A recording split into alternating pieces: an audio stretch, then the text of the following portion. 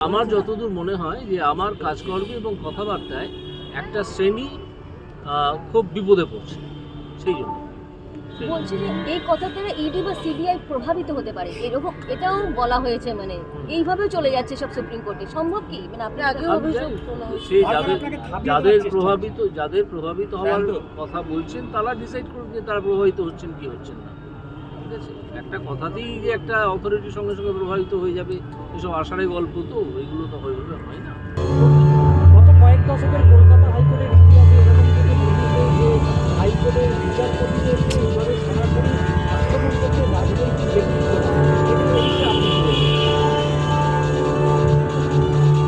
দেখুন সময় তো পাল্টাচ্ছে, আপনি আগে এত চুরি দেখেছেন, চাকরি বিক্রি দেখেছেন? দেখেননি। এটাকে তো কত মানুষ স্কুলের টিচার হয়েছে। সময় পাল্টাচ্ছে, টাকা নিয়ে চাকরি হচ্ছে, টাকা ছাড়া চাকরি হচ্ছে না, তাই না? তার বিরুদ্ধে আবার কিছু লোক কণ্ঠস্বর তুলছে যে টাকা নেওয়া যাবে না, দুর্নীতি চলবে না। সুতরাং সব কিছুই বদলাচ্ছে।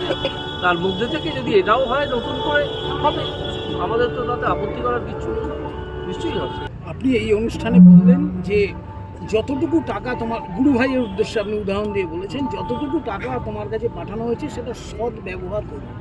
আজকের অবস্থা অন্তত এই আমাদের রাজ্যের বিচারে এটাকে এই জোটটাকে আপনি কি চোখে দেখেন? রাজ্যে মানে যে পরিমাণ টাকা উদ্ধার হয়েছে বা যেটা তারা মনে হয় যে সেই পরিস্থিতি আপনি কি দেখেন? দেখুন আমরা তো প্রতিনিয়তই দেখতে পাই যে বহু মানুষ সৎ পথে থাকেন না, ঠিক আছে? বা একই মানুষ একটা ক্ষেত্রে খুব সৎ, আর একটা ক্ষেত্রে চূড়ান্ত অসৎ। তো এই যে ভ্যারিয়েশনটা হয়, এটা কেন হচ্ছে সেটাই তো ভেবে দেখতে বললাম যে কেন এটা হয়। একই ধরনের মত এবং পথ আমরা ফলো করতে পারি না, এটা ভেবে দেখার দরকার আছে। বিবেকানন্দের মানে যে নীতি বা বিবেকানন্দের যে উপদেশ, সেখান থেকে এখনকার সমাজ কোথাও বিচ্যুত? অবশ্যই মানে সেই পথটি নিয়ে চলছে না, কোনোভাবেই চলছে না। সমাজ বলতে অ্যাজ এ হোল আপনি সমাজ বলে মার্কা করবেন না। বিরাট সংখ্যক মানুষ সেটা থেকে বিচ্ছিত। কিছু মানুষ চেষ্টা করছেন, সবসময় তো আলো এবং আধার থাকে, আলোও আছে আধারও আছে। সেটা কি দুর্নীতির গহ্বরে একদম প্রবেশ করে দেওয়ার জন্য? সেটা এখনই আমি অনেক কথা বলার হতে পারে, আছেও উপযুক্ত সময় আমি তার সব প্রশ্ন স্যার, আপনি এখানে এসে বললেন সকলের চৈতন্য হোক, স্বামীজির এই না, সকলের চৈতন্য হোক বলেছেন আমার গুরু শ্রী বিজন মিত্র। আমি এই কথাটা বলিনি, আমি বলেছি যে এত ভালো ভালো মানুষ, এত মহাপুরুষ এত ভালো ভালো কথা বলে যাবার পরেও আমরা সেগুলো মেনে চলি না কেন, কোথায় অসুবিধাটা হচ্ছে? স্বামী বিবেকানন্দের আজ সমাজ কোন জায়গায় চলে গেছে, যেটা বিচারপতিদের উপর মামলা হচ্ছে। হ্যাঁ, সমাজ কোন জায়গায় গেছে?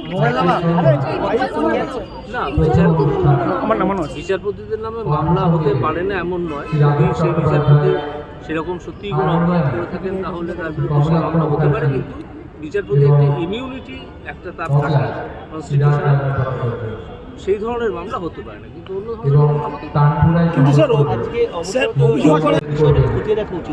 বারবার করে চাকরি প্রার্থীরা এখানে বঞ্চিত হচ্ছে, সমস্যা হচ্ছে। হচ্ছে তো উনি যা বলেছেন ঠিকই বলেছেন। কিন্তু স্যার, একটা অভিযোগ আসছে যে বিচারপতিরা রাজনৈতিক উদ্দেশ্য প্রণোদিত হয়ে মন্তব্য করছে, এই অভিযোগে সুপ্রিম কোর্ট অভিযোগ হচ্ছে, এটা কি ঠিক? সে বিষয়ে আজকে আমি কিছু বলবো না। সুপ্রিম কোর্টে কি মামলা হয়েছে, ফাইল হয়েছে, এটা আগে জানি, তারপরে যদি কিছু বলার থাকে তখন বলবো। আরেকটি যদি আপনি বলেন, আবেদন জানানো হয়েছে যে প্রাথমিকের যে মামলাগুলি রয়েছে সেগুলির জন্য একটি বিশেষ বেঞ্চ গঠন করে সেই মামলাগুলি স্থানান্তরিত করা, সেই আবেদনও জানানো হয়েছে আজকের এই ইয়েতে সুপ্রিম কোর্টে। হোক, দেখা যাক না কি দাঁড়ায়। সুপ্রিম কোর্ট যদি গ্রহণ করতে পারে